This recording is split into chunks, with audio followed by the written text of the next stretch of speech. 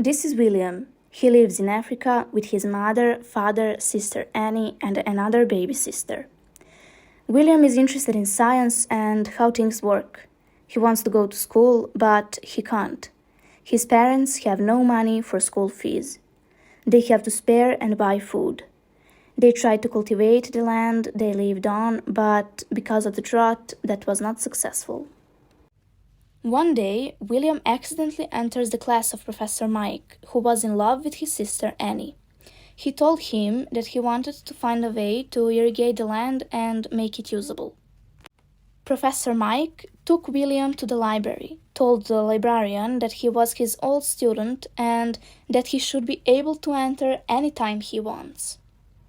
William also goes to his classes because the professor doesn't care about the school fees.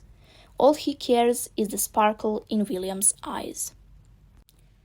William found out about windmills. He learned how they worked and decided to build one for the land. But the people in the village didn't understand and they didn't help. Not even his father wanted to help. The most important part was the dynamo on his father's bicycle. The dynamo was to generate electricity and charge the battery that would power the water pump. His father wouldn't let him use it. However, William's mom persuaded him. As he got persuaded, so did the rest of the village.